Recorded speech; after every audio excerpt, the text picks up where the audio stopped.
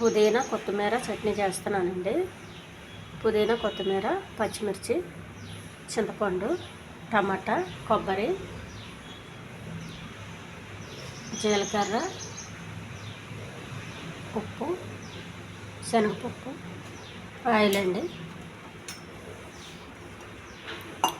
పెనం వేడైంది, కొద్దిగా ఆయిల్ వేయాలండి.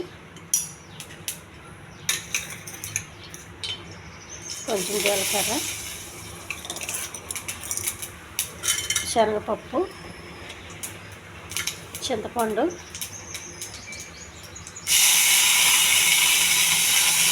కొత్తిమీర పుదీనా పచ్చిమిర్చి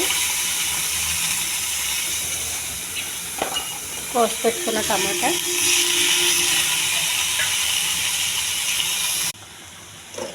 కొంచెం కొబ్బరి వేయాలండి. చిటికెడు ఉప్పు ఇవన్నీ మగ్గినాయండి. ఇంకా చల్లారనివ్వాలి. ఇది కొంచెం మెత్తగా చేసుకోవాలండి. ఫస్ట్ ఇవన్నీ చల్లగా అయినాయండి. ఇవి కూడా వేసేయాలి.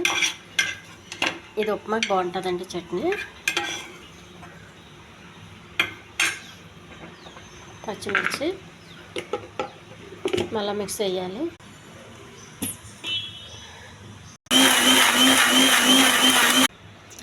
చట్నీ రెడీ అయిందండి. అన్నీ నేను ఫస్ట్ వేగించాను కాబట్టి ఇంక దీనికి తాలింపు ఏం అవసరం లేదండి. తాలింపు వేసుకోవాలనుకున్న వాళ్ళు వేసుకోవచ్చు. నేనైతే తాలింపు వేయట్లేదండి. ఒక గిన్నెలో తీసుకోవాలి.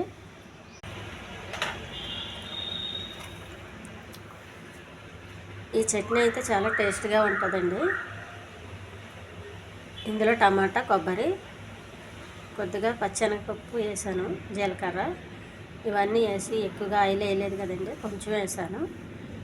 ఇలా చేసుకుంటే చట్నీ చాలా టేస్ట్గా ఉంటుందండి. ఈ పుదీనా కొత్తిమీర వేసాను కాబట్టి ఇంకా కొంచెం టేస్ట్ వస్తుంది. దీన్ని ఉప్మాకి తినొచ్చండి, పూరికి తినొచ్చు, ఇడ్లీకి తినొచ్చు. మన ఇంట్లో ఏ టిఫిన్ చేసుకున్నా తినొచ్చండి. ఈ ఛానల్ నచ్చితే సబ్స్క్రైబ్ చేయండి, షేర్ చేయండి, లైక్ చేయండి, కామెంట్ చేయండి. ఇది చాలా హెల్దీ చట్నీ అండి. ఈ చట్నీ ఇంట్లో పెద్దవాళ్ళు పిల్లలు కూడా చాలా ఇష్టపడతారు. ఎందుకంటే ఇది అంత టేస్ట్గా ఉంటుంది. మనం ఏదైనా కూర పక్కకు పెట్టి చేసుకుని తినేటప్పుడు కూడా పక్కన నంచుకోవచ్చు అండి. ఇది చాలా టేస్ట్గా ఉంటుంది.